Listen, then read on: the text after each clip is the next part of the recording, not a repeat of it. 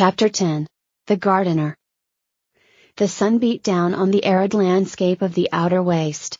Its cracked and barren terrain contained rocks, sand, gravel, and grit without a single trace of life of any sort.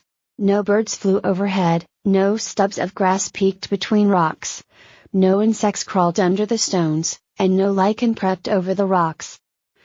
Nothing moved except the heat shimmer over the stones and the slow spinning of a magical vortex just over the horizon. In the midst of all of this desolation, in the shadow of a rock overhang, squatted a figure.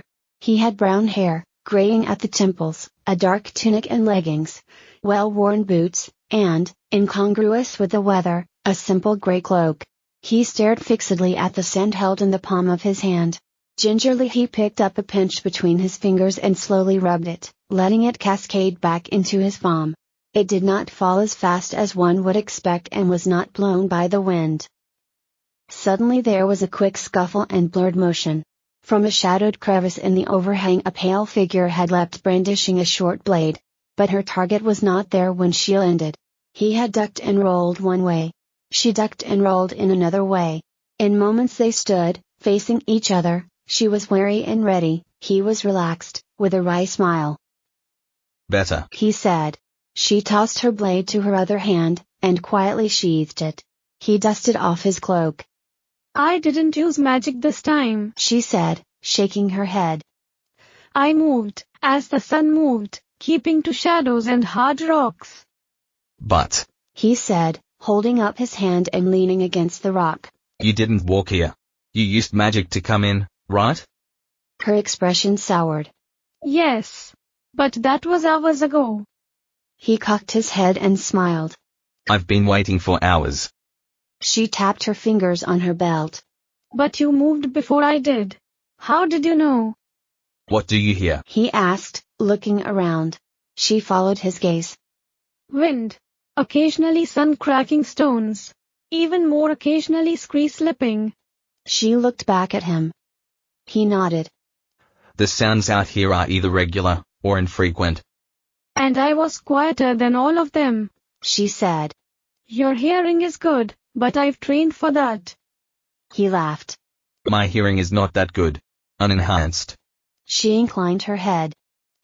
And if all I did was enhance it, the slightest breeze would probably deafen me. But, it is not hard to create a pattern that encompasses the sounds of the waste with high accuracy. He traced something out on his palm and held it up. If you then subtract this from what you do here, you can amplify to quite some extent and only hear the slightest of noises that are different from the ambient quite clearly. He shrugged. I've been listening to your heartbeat. Next time I will stop my heart, she said. He laughed. I guess it would not be hard to form a pattern based on your blood, then impart an impetus to it to keep it flowing without assistance from your heart. He pondered for a bit. It would take guts to stop your own heart, but you've got that in spades. He smiled proudly at her. Good luck with that. She looked at the distant vortex and dusted her hands. He held out a wineskin to her. She took it, drank sparingly, and handed it back. Want to see something? He asked with animation. She looked at him and raised an eyebrow. He took a few steps away from the rocky overhang. With a gesture he summoned up a small pinprick of energetic light. It floated over the palm of one hand for a while as he made vague gestures with his other hand, and subvocalized abbreviated incantations. He stopped and looked at the pinprick, which now held a slightly different color of light. You should probably not be touching the ground for this. I'm still refining. He took a step in place with each foot and stood a few inches above the ground. When she followed suit, he tipped his hand and let the mote float to the ground. Where it touched the ground there was an eruption of green. Like a wave, a ripple of something lush and spongy raced outwards from the epicenter. It covered the sand and rocks, the gravel and scree.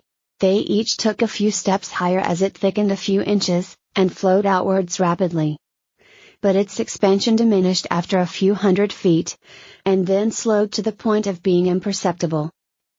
Moss ceased hovering and fell lightly to the springy surface. Bianca followed, bending her knees as the uneven rocks slipped under the green cover.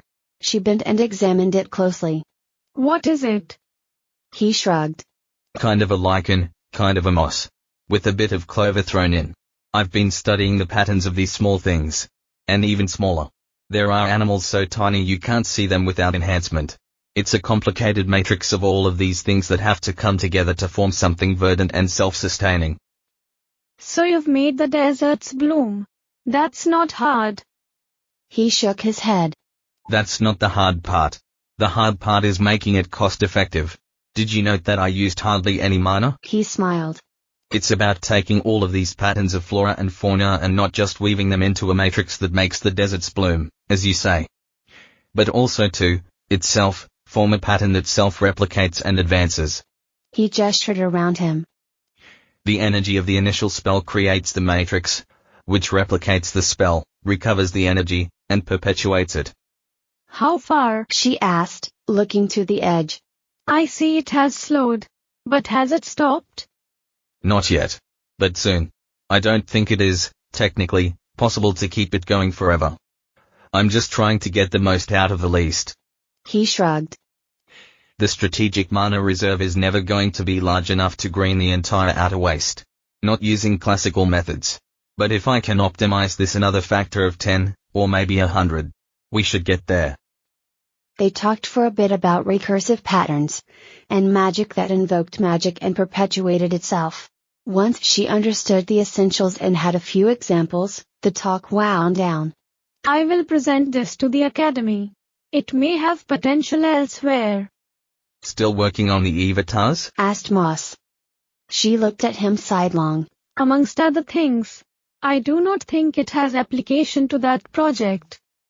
Moss nodded. Indeed. It's kind of the opposite. Maximum expenditure for a specific pointed aim. Bianca nodded. The silence lengthened. I need to speak to my mother, she said finally. Of course you do, said Moss. You certainly didn't come all the way out here to check up on how I'm doing. She stared stoically at the vortex on the horizon. He cast about a bit. It's relatively flat over here. Between the two of them they quickly leveled the ground to an even surface. 4 loopholes were magically extruded from the rocks and Moss pulled a few ropes from his sleeve and tossed them to Bianca. He then lay down and she bound his wrists and ankles to the stakes.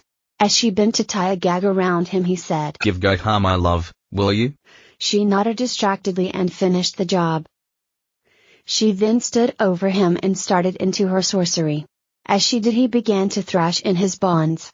His screams grew louder and louder.